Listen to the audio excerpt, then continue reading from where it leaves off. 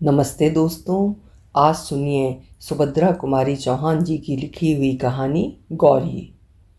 खूब लड़ी मर्दानी वो तो झांसी वाली रानी थी। जैसी अमर कविता की रचयिता सुभद्रा कुमारी चौहान जितनी बड़ी कवित्री थीं उतनी ही बड़ी कथाकार भी थीं। कविताओं की भांति ही उनकी कहानियाँ भी हिंदी साहित्य की अमूल्य निधि हैं और पाठकों की संवेदना पर नावक के तीर का सा असर करती हैं। सुभद्रा जी की कहानियाँ जहाँ एक और रूढ़ियों पर प्रहार करती हैं, वहीं ऊपरी दिखावे का भी विरोध करती हैं। तो प्रस्तुत है कहानी गौरी। शाम को गोधूली की बेला कुली के सिर पर सामान रखवाए जब बाबू राधा कृष्ण अपने घर आए, तब उनके भारी भारी पैरों की चाल और चेहरे के भाव से ही कुंती ने जान लिया कि काम वहाँ भी नहीं बना। कुली के सिर पर से बिस्तर उतरवा कर बाबू राधा कृष्ण ने उसे कुछ पैसे दिए। कुली सलाम करके चला गया और वे पास ही पड़ी एक आराम कुर्सी पर, जिसके स्प्रिंग खुलकर कुछ ढीले होने के कारण इधर उधर फैल गए थे, गिर से पड़े। उनके इस प्रकार बैठने से कुछ स्प्रिंग आपस में टकराए, जिनसे एक प्रकार की झनझनानन की आवाज़ हुई। पास ही बैठे कुत्ते ने कान उठाकर इधर उधर देखा, फिर भौं भौं करके भौंक उठा। इसी समय उनकी पत्नी कुंती ने कमरे में प्रवेश किया। काम की सफलता या असफलता के बारे में कुछ भी न पूछकर कुंती ने नम्र स्वर में कहा, चलो हाथ मुंह धो लो, चाय तैयार है। चाय? राधा कृष्ण चौंक से पड़े। चाय के लिए मैंने नहीं कहा था। नहीं कहा था तो क्या हुआ, पी लो चल के, कुंती ने आग्रहपूर्वक कहा। अच्छा चलो, कहते हुए राधा कृष्ण पत्नी के पीछे पीछे चले गए। गौरी अपराधिनी की भांति माता पिता दोनों की दृष्टि से बचती हुई पिता के लिए चाय तैयार कर रही थी। उसे ऐसा लग रहा था कि पिता की सारी कठिनाइयों की जड़ वही है। न वो होती और न पिता को उसके विवाह की चिंता में इस प्रकार स्थान स्थान घूमना पड़ता। वो मुंह खोलकर किस प्रकार कह दे कि उसके विवाह के लिए इतनी अधिक परेशानी उठाने की आवश्यकता नहीं। माता पिता चाहे जिसके साथ उसकी शादी कर दें, वो सुखी रहेगी, न करें तो भी वो सुखी है। जब विवाह के लिए उसे जरा भी चिंता नहीं, तब माता पिता इतने परेशान क्यों रहते हैं? गौरी यही नहीं समझ पाती थी। कभी कभी वो सोचती, क्या मैं माता पिता को इतनी भारी हो गई हूँ? रात दिन सिवा विवाह के उन्हें और कुछ सूझता नहीं। आत्मग्लानि और क्षोभ से गौरी का रोम रोम व्यथित हो उठता। उसे ऐसा लगता कि धरती फटे और वो समा जाए, किंतु ऐसा कभी नहीं हुआ। गौरी, वो गौरी जो पूनों की चांद की तरह बढ़ना भर जानती थी, घटने का जिसके पास कोई साधन न था, बाबू राधा कृष्ण के लिए चिंता की सामग्री हो गई थी। गौरी उनकी एकमात्र संतान थी। उसका विवाह वे योग्य वर के साथ करना चाहते थे। यही सबसे बड़ी कठिनाई थी। योग्य पात्र का मूल्य चुकाने लायक उनके पास यथेष्ट संपत्ति न थी। यही कारण था कि गौरी का ये 19वां साल चल रहा था, फिर भी वे कन्या के हाथ पीले न कर सके थे। गौरी ही उनकी अकेली संतान थी। छुटपन से ही उसका बड़ा लाड़ प्यार हुआ था। प्रायः उसके उचित अनुचित सारे हठ पूरे हुआ करते थे। इसी कारण गौरी का स्वभाव निर्भीक, दृढ़ निश्चयी और हठीला था। वो एक बार जिस बात को सोच समझ कर कह दे, फिर उस बात से उसे कोई हटा नहीं सकता था। पिता की परेशानियों को देखते हुए अनेक बार उसके जी में आया कि वो पिता से साफ साफ पूछे कि आखिर वे उसके विवाह के लिए इतने चिंतित क्यों हैं। वो स्वयं तो विवाह को इतना आवश्यक नहीं समझती, और अगर पिता विवाह को इतना अधिक महत्व देते हैं तो फिर पात्र और कुपात्र क्या? विवाह करना है तो कर दें किसी के भी साथ, वो हर हालत में सुखी और संतुष्ट रहेगी। उनकी ये परेशानी, इतनी चिंता अब उससे सही नहीं जाती थी, किंतु संकोच और लज्जा उसकी जबान पर ताला सा डाल देते। हजार बार निश्चय करके भी वो पिता से ये बात ना कह सकी। पिता को आते देख गौरी चुपके से दूसरे कमरे में चली गई। राधा कृष्ण बाबू ने जैसे बेमन से हाथ मुंह धोया और पास ही रखी हुई एक कुर्सी पर बैठ गए। वहीं एक मेज पर कुंती ने चाय और कुछ नमकीन पूरियां पति के सामने रख दी। पूरियों की तरफ राधा कृष्ण ने देखा भी नहीं, चाय का प्याला उठाकर पीने लगे। ऐसी कन्या को जन्म देकर जिसके लिए वर ही न मिलता हो, कुंती स्वयं ही जैसे अपराधिन हो रही थी। कुंती ने डरते डरते पूछा, जहाँ गए थे क्या वहाँ भी कुछ नहीं हुआ? ठीक ठीक होने को वहाँ धराई क्या है? चाय का घूंट गले के नीचे उतारते हुए बाबू राधा कृष्ण ने कहा, सब हम ही लोगों पर है। विवाह करना चाहें तो सब ठीक है, न करना चाहें तो कुछ भी ठीक नहीं है। कुंती ने उत्सुकता से पूछा, फिर क्या बात है? लड़के को देखा? हाँ देखा, अच्छी तरह देखा। कह राधा कृष्ण फिर चाय पीने लगे। कुंती की समझ में ये पहली ना आई। उसने कहा, जरा समझा कर कहो, तुम्हारी बात तो समझ में ही नहीं आती। राधा कृष्ण, समझा कर कहता हूँ, सुनो। वो लड़का लड़का नहीं, आदमी तुम्हारी गौरी के साथ मामूली चपरासी की तरह दिखेगा। बोलो, करोगी ब्याह? कुंती बोली, विवाह की बात तो पीछे होगी, क्या रंग रूप बहुत खराब है? फोटो में तो वैसा नहीं जान पड़ता। राधा कृष्ण ने कहा, रंग रूप नहीं, रहन सहन बहुत खराब है। इतनी सिधाई भी तो अच्छी नहीं होती कि जिसके पीछे आदमी आदमी ना दिखे। और फिर उम्र भी तो अधिक है, 35-36 साल। साथ ही 2 बच्चे भी हैं। उन्हीं बच्चों को संभालने के लिए तो वे विवाह करना चाहते हैं, नहीं तो शायद ना ही करते। उनकी दूसरी शादी है। उनकी उमंगें, उनका उत्साह सब ठंडा पड़ गया है। वे अपने बच्चों के लिए एक धाय चाहते हैं, पर मेरी लड़की की तो दूसरी शादी नहीं है। और फिर वो तो साफ साफ कहते हैं कि मैं केवल बच्चों के लिए विवाह करना चाहता हूँ।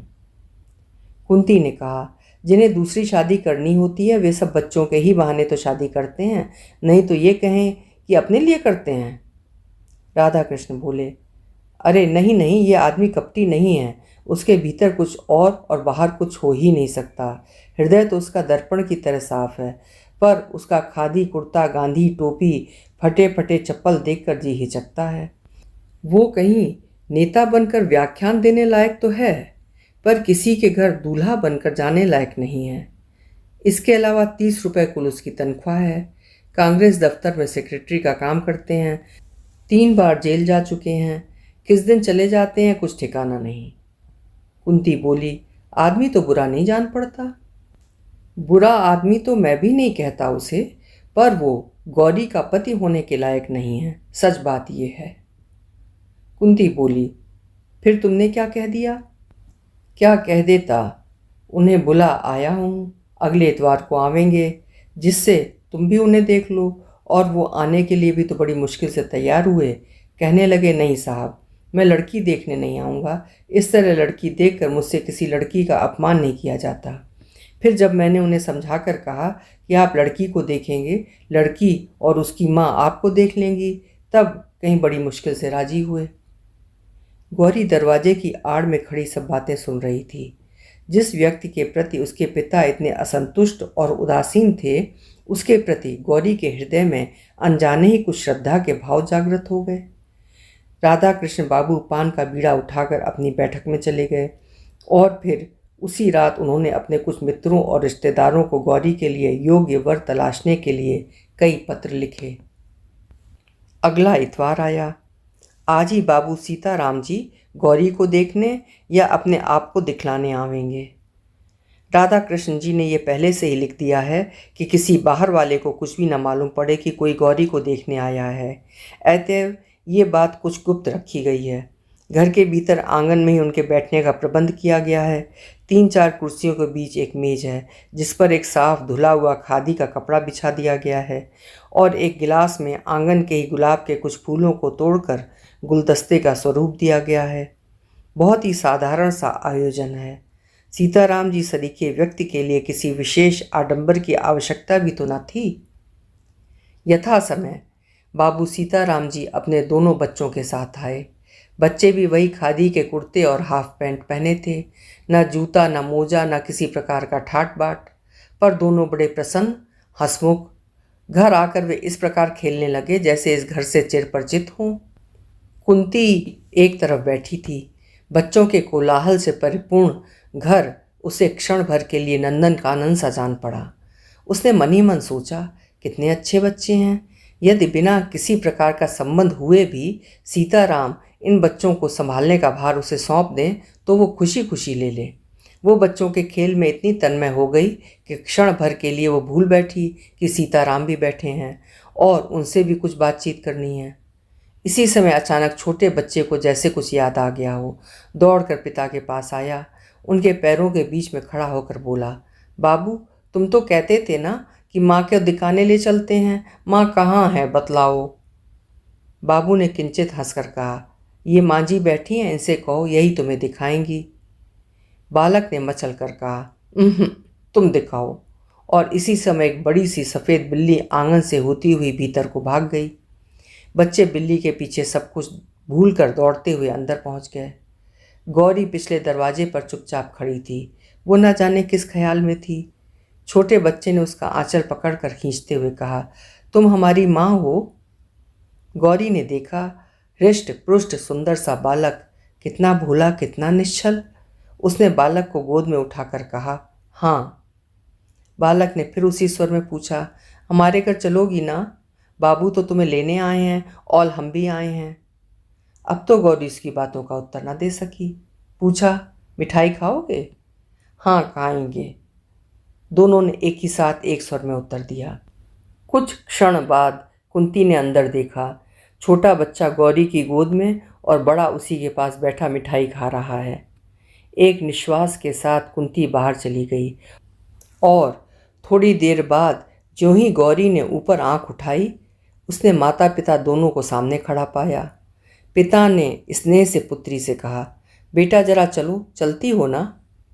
गौरी ने कोई उत्तर ना दिया। उसने बच्चों का हाथ मुंह धुलाया, उन्हें पानी पिलाया, फिर माँ के पीछे पीछे बाहर चली गई। बच्चे अब भी उसी को घेरे हुए थे। वे उसे छोड़ना नहीं चाहते थे। बड़ी मुश्किल से सीताराम जी उन्हें बुलाकर कुछ देर तक अपने पास बिठा सके, किंतु जरा सा मौका पाते ही वे फिर जाकर गौरी के आसपास बैठ गए। पिता के विरुद्ध उन्हें कुछ नालिशें भी दायर करनी थीं, जो पिता के पास बैठकर न कर सकते थे। छोटे ने कहा, बाबू हमें कभी खिलौने नहीं लाकर देते। बड़े ने कहा, मिठाई तो कभी नहीं खिलाते। छोटा बोला, और हमें छोड़कर दफ्तर जाते हैं, दिन भर नहीं आते, बाबू अच्छे नहीं हैं। बड़ा बोला, माँ तुम चलो, नहीं तो हम भी यहीं रहेंगे। बच्चों की बातों से सभी को हंसी आ रही थी। कुंती ने बच्चों से कहा, तो तुम दोनों भाई यहीं रह जाओ, बाबू को जाने दो, है ठीक ना? काफ़ी देर हो गई ये देखकर सीताराम जी ने कहा, समय बहुत हो चुका है, अब चलूँगा, नहीं तो शाम की ट्रेन नहीं मिल सकेगी। फिर राधा कृष्ण की तरफ देखकर कहा, आप लोगों से मिलकर बड़ी प्रसन्नता हुई। लड़की तो आपकी साक्षात लक्ष्मी है और ये मैं जानता था कि आपकी लड़की ऐसी ही होगी, इसीलिए देखने को नहीं आना चाहता था।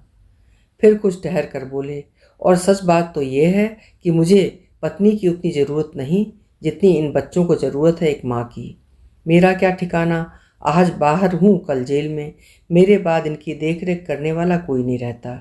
यही सोच समझ कर विवाह करने को तैयार हो सका हूँ, अन्यथा इस उम्र में विवाह, कहकर वो स्वयं हंस पड़े। राधा कृष्ण ने मन ही मन सोचा, तो मेरी लड़की इनके बच्चों की दाय बनकर जाएगी। कुंती ने सोचा, कोई भी स्त्री ऐसे बच्चों का लालन पालन कर अपना जीवन सार्थक बना सकती है।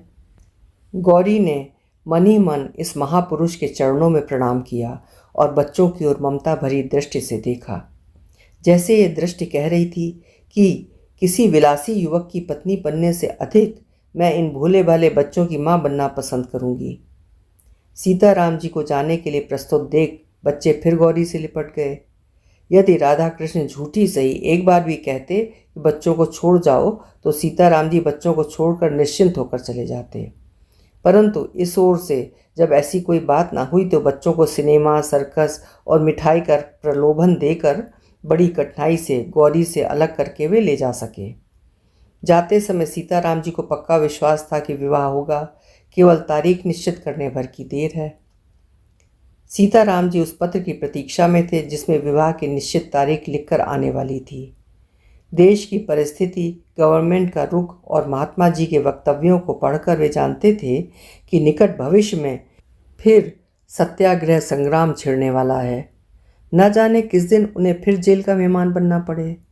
पिछली बार जब गए थे तब उनकी बूढ़ी बुआ थीं, पर अब तो वे भी नहीं रहीं। ये कहारिन क्या बच्चों की देखभाल कर सकेगी? बच्चों की उन्हें बड़ी चिंता थी और बच्चे भी सदा ही माँ माँ की रट लगाए रहते थे। उन्होंने फिर एक पत्र बाबू राधा कृष्ण को शीघ्र ही तारीख निश्चित करने के लिए लिख भेजा। उधर राधा कृष्ण जी दूसरी ही बात तय कर रहे थे। उन्होंने सीताराम के पत्र के उत्तर में लिख भेजा कि गौरी की माँ पुराने ख्याल की हैं, वे बिना जन्मपत्री मिलवाए विवाह नहीं करना चाहती, अतएव आप अपनी जन्मपत्री भेज दें। पत्र पढ़ने के साथ ही सीताराम को ये समझने में देर न लगी कि ये विवाह न करने का केवल बहाना मात्र है, किंतु फिर भी उन्होंने जन्मपत्री भेज दी। जन्मपत्री भेजने के कुछ ही दिन बाद उत्तर भी आ गया कि जन्मपत्री नहीं मिलती, इसलिए विवाह ना हो सकेगा, क्षमा कीजिएगा। बाबू राधा कृष्ण को गौरी के लिए दूसरा वर मिल गया था, जो उनकी समझ में गौरी के लिए बहुत योग्य था। धनवान ये भी अधिक न थे, पर अभी अभी नायब तहसीलदार के पद पर नियुक्त हुए थे। आगे और भी उन्नति की आशा थी। बीए पास थे, देखने में अधिक सुंदर न थे, बदशक्ल भी नहीं कहे जा सकते थे, पर पुरुषों की भी कहीं सुंदरता देखी जाती है। उम्र कुछ अधिक न थी, यही 24-25 साल। लेने देने का झगड़ा यहाँ भी न था। पहली शादी थी और माँ बाप भाई बहन से भरा पूरा परिवार था। राधा कृष्ण जी इससे और अधिक चाहते ही क्या थे। ईश्वर को उन्होंने कोटिशा धन्यवाद दिए, जिसकी कृपा से ऐसा अच्छा वर उन्हें गौरी के लिए मिल गया। विवाह आगामी आषाढ़ में होना निश्चित हुआ। दोनों तरफ से विवाह की तैयारियां हो रही थीं।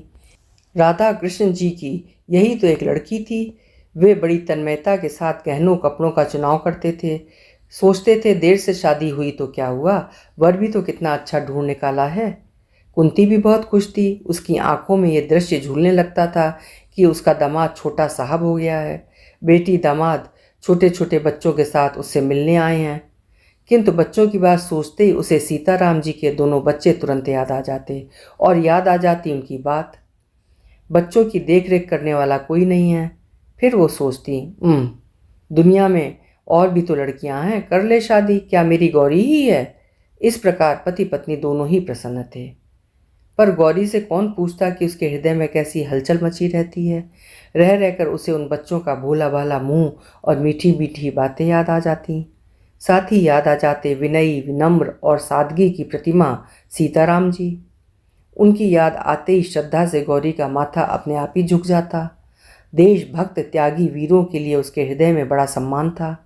सीताराम जी ने भी तो देश के लिए अपने जीवन का उत्सर्ग कर दिया है, नहीं तो बीए पास करने के बाद क्या प्रयत्न करने पर उन्हें नायब तहसीलदार की नौकरी न मिल जाती। मिलती क्यों नहीं, पर सीताराम जी सरकार की गुलामी पसंद करते तब ना। दूसरी ओर थे उसके होने वाले वर, नायब तहसीलदार साहब, जिन्हें अपने आराम, अपने ऐश के लिए ब्रिटिश गवर्नमेंट के जरा से इंगित मात्र से निरीह देशवासियों के गले पर छुरी फेरने में जरा भी संकोच या हिचक नहीं, जिनके सामने कुछ चांदी के टुकड़े फेंक दिए जाते हैं और ये दुम हिलाते हुए निंद से निंद कर्म करने में भी किंचित लज्जित नहीं होते। घृणा से गौरी का जी भर जाता, किंतु उसके इन मनोभावों को जानने वाला यहाँ कोई भी न था। वो रात दिन एक प्रकार की अव्यक्त पीड़ा से विकल सी रहती। बहुत चाहती थी कि अपनी माँ से कह दे कि वो नायब तहसीलदार से शादी न करेगी, किंतु लज्जा उसे कुछ भी न कहने देती। ज्यों ज्यों विवाह की तिथि नज़दीक आती, गौरी की चिंता बढ़ती ही जाती थी। विवाह की निश्चित तारीख से 15 दिन पहले एकाएक तार आया कि नायब तहसीलदार साहब के पिता का देहांत हो गया है। इस मृत्यु के कारण विवाह साल भर को टल गया। गौरी के माता पिता बड़े दुखी हुए, किंतु गौरी के सिर पर से जैसे चिंता का पहाड़ हट गया। इसी बीच सत्याग्रह आंदोलन की लहर सारे देश में बड़ी तीव्र गति से फैल गई। शहर शहर में गिरफ्तारियों का तांता सा लग गया। रोज ही ना जाने कितने गिरफ्तार होते, कितनों को सजा होती। कहीं लाठीचार्ज, कहीं 144। सरकार की दमन की चक्की बड़े भयंकर रूप से चल रही थी। गौरी को चिंता थी उन बच्चों की। जब से सत्याग्रह संग्राम छिड़ा था तभी से उसे फिक्र थी कि ना जाने कब सीताराम जी गिरफ्तार हो जाएं, और फिर वे बच्चे बेचारे, उन्हें कौन देखेगा। रोज़ का अखबार ध्यान से पढ़ती, कानपुर का समाचार तो और भी ध्यान से देखती थी। इसी प्रकार उसने एक दिन पढ़ा कि राजद्रोह के अपराध में सीताराम जी गिरफ्तार हो गए और उन्हें 1 साल का सब परिश्रम कारावास हुआ है। इस समाचार को पढ़कर गौरी कुछ क्षण तक स्तब्ध सी खड़ी रही, फिर कुछ सोचती हुई टहलने लगी। कुछ ही देर बाद उसने अपना कर्तव्य निश्चित कर लिया। वो माँ के पास गई। माँ कोई पुस्तक देख रही थी।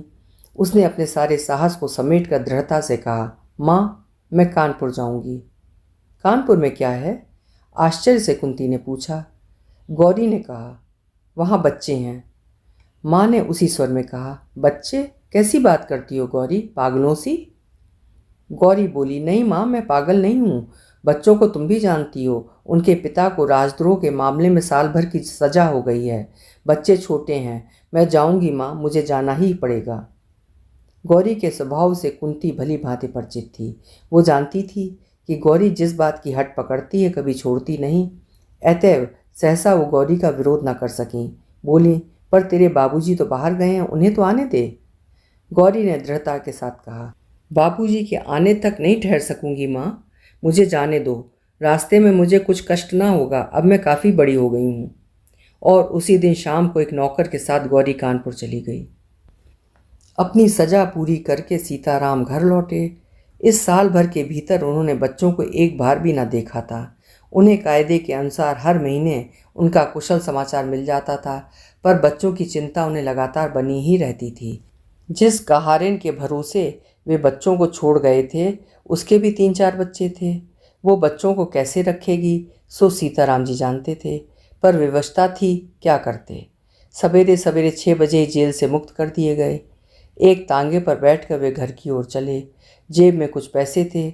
एक जगह गरम गरम जलेबियां बन रही थीं। बच्चों के लिए थोड़ी सी खरीद लीं। घर के दरवाजे पर पहुंचे। दरवाज़ा खुला था।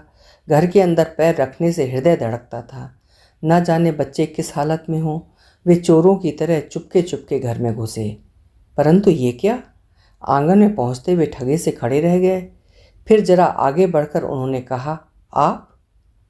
गौरी ने झुककर उनकी पदधूलि माथे से लगा ली। अभी आप सुन रहे थे सुभद्रा कुमारी चौहान जी की लिखी हुई कहानी गौरी। आशा करती हूँ कहानी आपको पसंद आई होगी। फिर मिलेंगे इसी ही तरह किसी उम्दा कहानी के साथ। आपका समय शुभ हो, मंगलमय हो।